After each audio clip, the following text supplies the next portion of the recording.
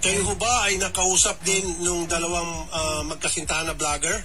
Hindi po. Excel Sebastian po Namimit and lang din Mikey po namin sila during events, Senator. Okay, during events, namimit nyo po yun sila, Excel Sebastian at saka Mikey Agustin. Yes po, Senator. Namit po namin sila dito sa Baguio, Senator. Ilang beses? Once po sa akin, in my case, Senator. Yung sa mga kasama ko po, once or twice, and thrice po sa iba. Okay, ano po Agent yung... lang din po sila, Senator. agent lang sila. Mga kapenyo, tirahin na natin itong may init na issue ngayon. Pasok, intro!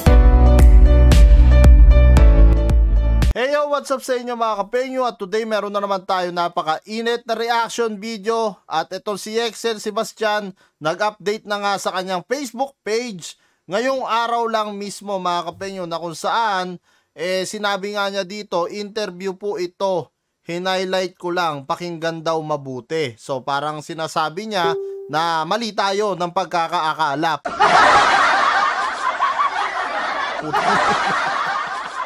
Excel naman, no? Huwag mo nang gawin tanga yung mga tao kasi alam naman namin lahat na talagang ikaw, no? Ikaw mismo, kung nanonood ka ngayon, ikaw mismo, yun nanloko sa mga tao. At ito mga kapenyo, kung makikita nyo, yan yung post niya mismo. Yan. Si Excel yan, mga kapenyo, kita nyo naman. At dyan nga sinabi niya, no, etong na-interview ni Senator Rapi Tulfo kahapon na taga Baguio daw, nag-invest din ng 4 billion, no, pesos. 4 billion tapos sa Manila daw, sila Excel naman ang umahawak, na agent nga lang din daw sila. So parang sinasabi nila, ang dinidikdik nila dito, yung si Boss HP, no, yung si Hector. Tara mga kapenyo, huwag na natin patagalin at sabay-sabay natin pakinggan kung paano nga in-interview ni Senator Rapi Tulfo yung isa rin sa agent, no, doon na raw sa Baguio. Humilde na dinedeny na wala na naman pong meeting funds. Okay, ma'am, kayo ho ba ay nakausap din nung dalawang magkasintahan na vlogger?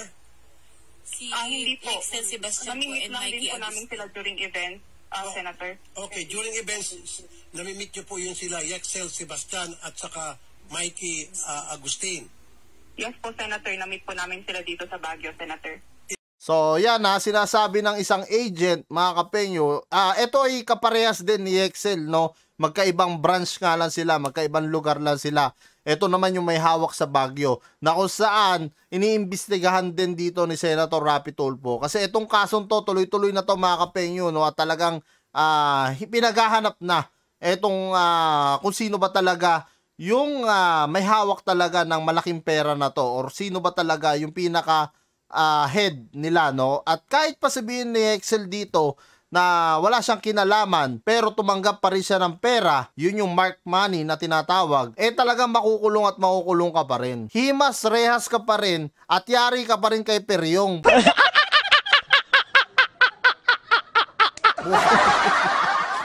Kaya Excel, dapat hindi kayo tumakbo papuntang Japan, no? Dapat hinarap mo itong kasong to para at least nalinawan yung mga taong niloko mo. Real talk, 'di ba? Yan talaga. Kahit pa sabihin natin na, may video ganito, may lumantad na sa Baguio, ginagawa din pala yan. Wala pa rin magagawa yan kung hindi makukulong pa rin kung sino yung mga dapat makulong at sino yung mga nanloko. Kasi ikaw, nagpagamit ka, no? Kasi kung hindi ka naman nagpagamit, hindi mo ginamit yung kasikatan mo sa social media, hindi ka naman din mayayari ng ganito no? Ibig sabihin lang nun, tinanggap mo yung offer ni Boss HP para makapanloko ka rin ng tao. Ibig sabihin, kasabwat ka din na isa ka rin makukulong talaga. Real talk po yan. Ilang beses? Once po sa akin, in my case, Senator. Yung sa mga kasama Once ko daw. po, once or twice, and thrice po sa iba. Okay, ano po Agent yung... lang din po sila, Senator. agent lang sila. Yes po. Okay. Pero kasama ba sila sa pagkukumbinsi sa inyo? No po, Senator. Magkaibang team po kami, Senator. Team Manila po sila, Baguio po kami.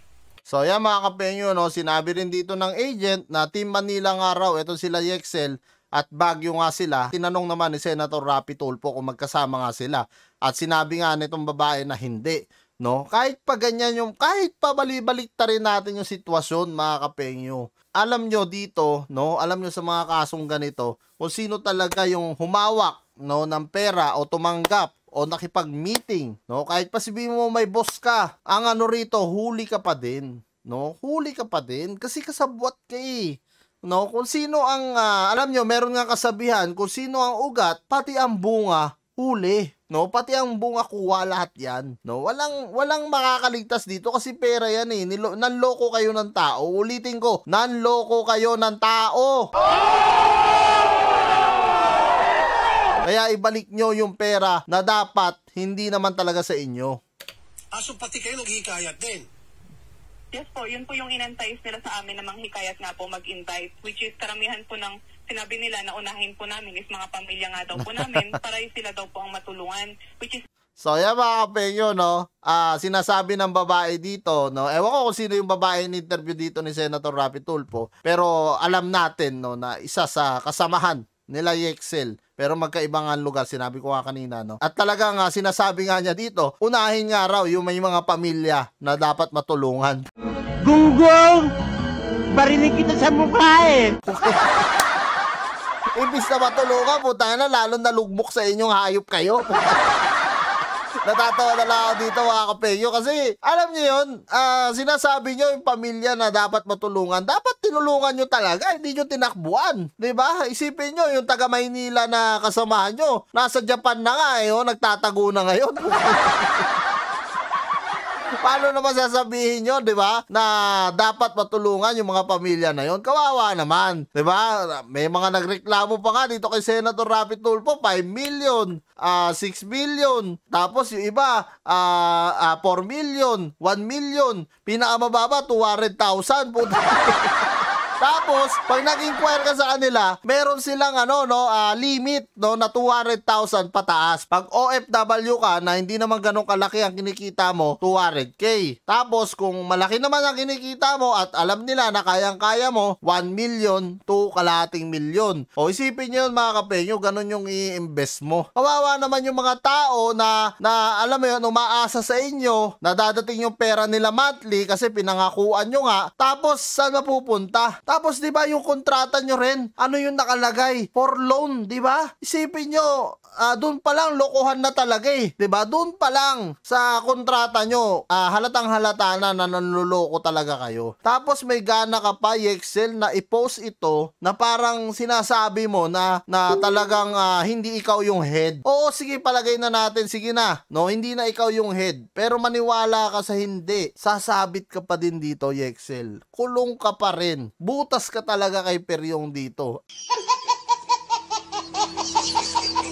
At ang masakit nito, pati yung asawa mo, damay din yan si Mikey. Sigurado ako kulong din yan. At bukod doon, baka yung nanay mo pa kasi na-interview rin dito kay Senator Rapi Tulfo yung araw na in-interview ka, kasama din pala tong nanay mo sa kumukuha ng transaksyon dito sa mga tao na which is kawawa naman, no? Sipin mo, pinampasarap nyo yung pera ng mga OFW tapos ganyan yung gagawin. Mahiya naman kayo, putang ina, yung kinakain nyo, ang ina galing sa panloloko, diba? Maging patas naman tayo para naman at least kahit kumakain ka, masarap ang tulog mo. Wala kang iisipin na konsensya. Di ba mga kapenyo? So kung kayo nga tatanungin ko, ano nga masasabi nyo dito sa sinasabi nga ni Yexel na hindi talaga siya ang boss at gaya nga lang daw na itong na-interview nga na isa sa kasamahan nila sa Baguio, sinasabi nga na tauhan lang din itong si Yexel.